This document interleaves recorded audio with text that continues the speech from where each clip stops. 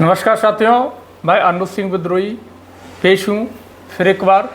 साथियों, आज हम बात करेंगे धरती पुत्र नेताजी मुलायम सिंह यादव के बारे में। उनके रक्षा मंत्री कार्यकाल के दौरान जो शासित कदम, ऐतिहासिक निर्णय उन्होंने लिए, उसके बारे में। वो शख्सियत जिनको चौधरी चरण सिंह लिटिल नेपोलियन कह के बुलाते थे।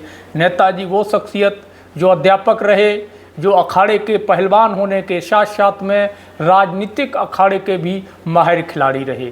वो शख्सियत जो किंग से किंग मेकर बने।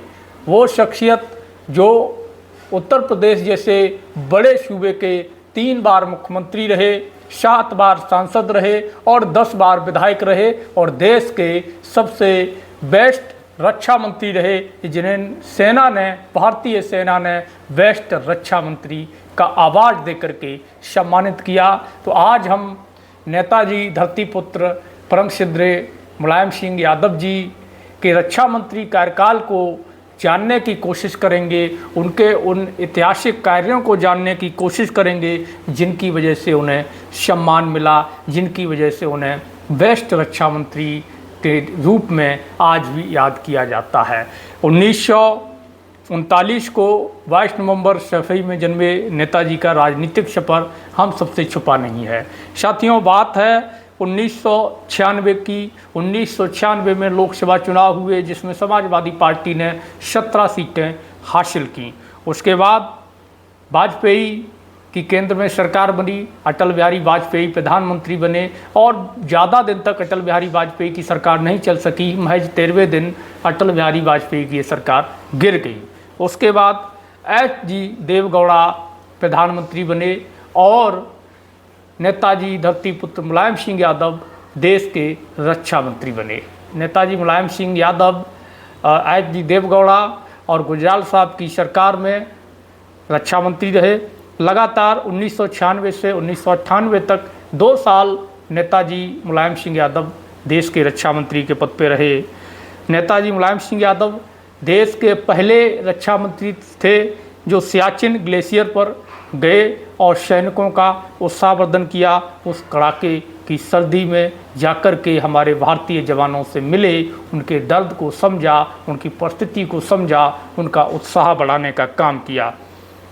शहीदों को सम्मान देने का काम, जो एक सबसे ऐतिहासिक फैसला धरतीपुत्र नेताजी मुलायम सिंह यादव का था, जिसकी वजह से सर्वाधिक उनको याद किया जाता है। आज भी शहीदों के परिवार, सेना के जवानों के परिवार और आर्मी के जो जवान हैं, वो नेताजी को बेहद सम्मान देते हैं, जिसमें सबसे बड़ा कारण है नेताजी के द्वारा शहीदों के सम्मान स्वरूप उनके पार्थिव शरीर को उनके घर भिजवाने का निर्णय देना।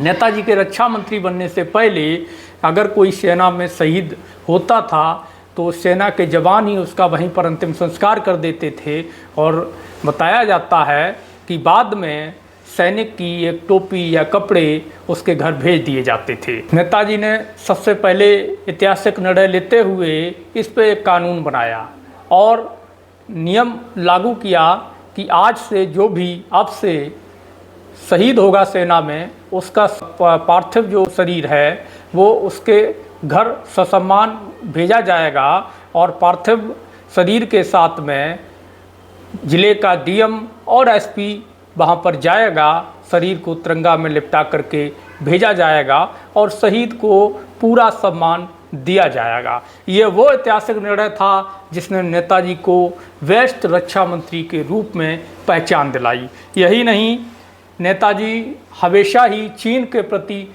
सख्त रहे हैं। नेताजी हमेशा कहते थे कि हमारा जो असली दुश्मन है वो पाकिस्तान नहीं है, हमारा असली दुश्मन चीन है।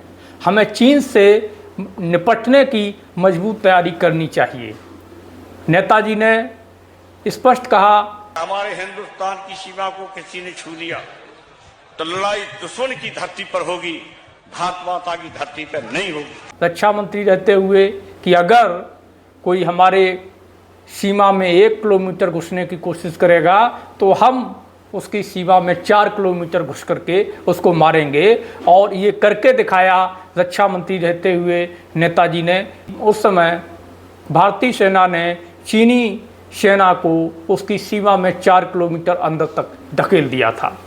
नेताजी के वो ऐतिहासिक कार्य जिसकी वजह से सेना ने उनको बेस्ट रक्षा मंत्री के रूप में आवाज दिया, और 2 साल तक नेताजी के रक्षा मंत्री रहने के दौरान पाकिस्तान की तरफ से बॉर्डर पर कोई सीज फायर नहीं किया गया। घुसपैठ पर भी मजबूत शक्ति रखी गई, घुसपैठियों पर कड़ी कार्रवाई की गई, और पूरी तरीके से न चीन हिम्मत कभी कर पाया सीज फायर करने की या हमारी सीमा को टच करने की, और ना ही कभी पाकिस्तान ने सीज फायर उल्लंघन करने की कोशिश की।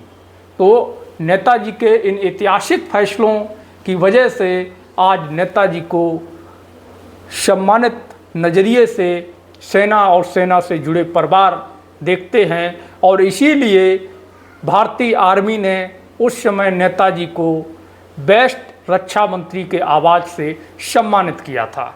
धन्यवाद साथियों, फिर मिलते हैं अगले वीडियो में। आपसे अपील है कि वीडियो को शेयर करें, चैनल को सब्सक्राइब कर लें और कमेंट में अपनी प्रतिक्रिया देना ना भूलें।